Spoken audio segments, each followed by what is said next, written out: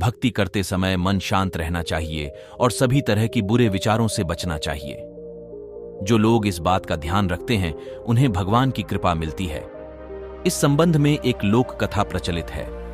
कथा के अनुसार पुराने समय में दो संत एक साथ रहते थे। दोनों की भक्ति का तरीका अलग अलग था। एक संत दिन भर तपस्या और मंत्र जाप करते रहता था, जबकि दूसरा संत रोज सुबह शाम पहले भगवान को भोग लगाता और फिर खुद भोजन करता था।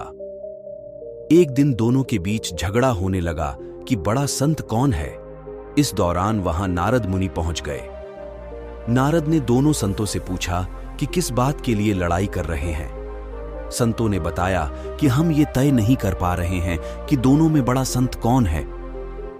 नारद ने कहा कि ये तो छोटी सी बात है, इसका फैसला मैं कल कर दूंगा।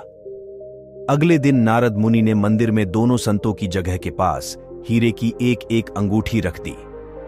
पहले तप करने वाला संत वहां पहुंचा।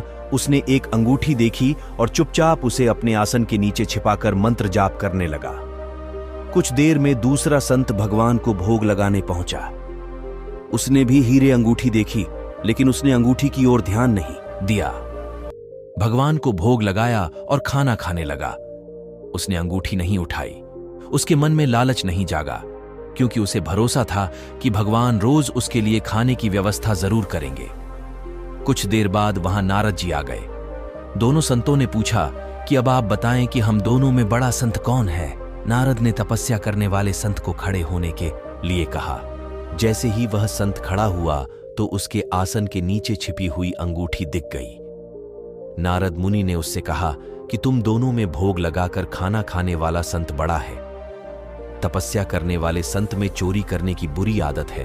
उसने भक्ति के समय में भी चोरी करने से संकोच नहीं किया, जबकि भोग लगाने वाले संत ने अंगूठी की ओर ध्यान तक नहीं दिया। इस कारण वही संत बड़ा है।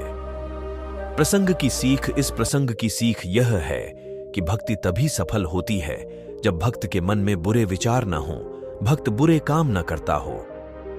जिस भक्त के विचार पवित्र हैं और जो बुरे कामों से दूर रहता है, सिर्फ उसे ही भगवान की कृपा मिलती है।